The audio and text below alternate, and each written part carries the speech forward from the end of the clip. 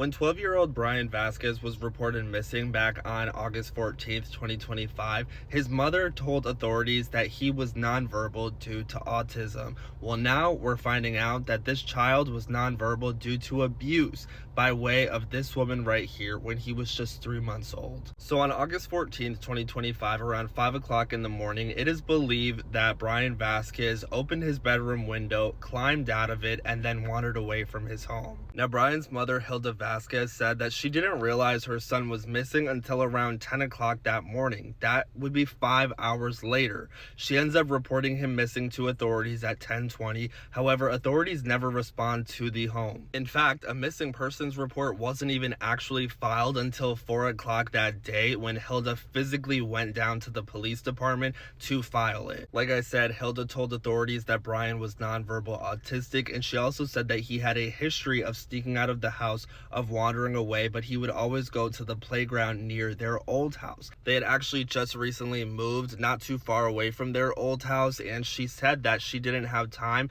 to install the necessary security measures that once contained Bryan to the home and monitored whenever someone would leave the home. Now, once authorities start investigating, collecting Ring camera footage from the area, they end up seeing that there is footage of Bryan walking alone down the street around 5:20 a.m. on August 14th. Another video shows Bryan walking towards someone else's front door, not his own, and then turning around and walking away. There was also footage of Bryan walking alone blocks away from his house on Severus Street, again unclothed, and at this moment, this is the last video footage of Bryan that we know of. And this is at 6:40 in the morning. Now, search efforts started ramping up for Bryan after his case started getting some media attention. Different organizations were coming in, neighbors were coming in, people were searching on foot, people were utilizing drones, organizations were utilizing drones, and Bryan's mom Hilda was also advocating for his safe return during this time period, as she was appearing on news stations, different ones,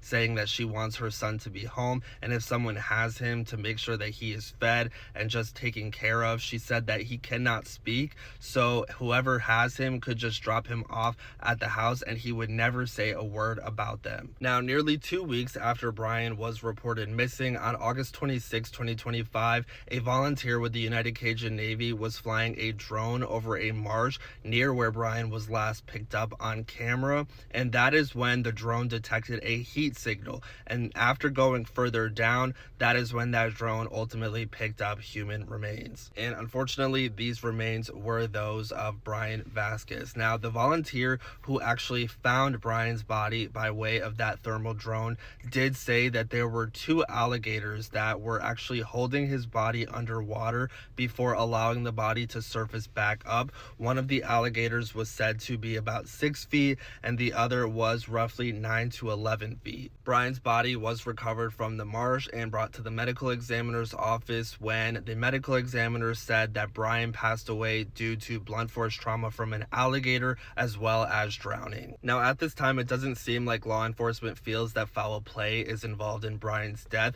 but if we dig a little bit deeper, we get to understand that Bryan was the way that he was because of his mom. Back in 2013, when Bryan was just 3 months old, his mother called an ambulance to report that he was not breathing. Upon Bryan arriving to the emergency room, the medics ended up seeing that he had a damaged lung, he had retinal hemorrhages, he had fractures in both legs that caused his ankles to bend outward, and a skull fracture with swelling. Doctors actually filed that his injuries were acute and suspicious of non-accidental trauma, in which Hilda was ultimately charged with cruelty to juveniles and second-degree cruelty to juveniles, but ended up pleading guilty to a lesser charge of negligent treatment. Documents indicate that Bryan was placed in foster care for some time after this incident, but was ultimately given back to his mother, where the abuse continued. In 2021, DCF was called by faculty at Bryan's school to let them know that he had bruising on his body, such as his inner thighs, his back, and his face. And looking looking at his past school records, it did say that he was on an IEP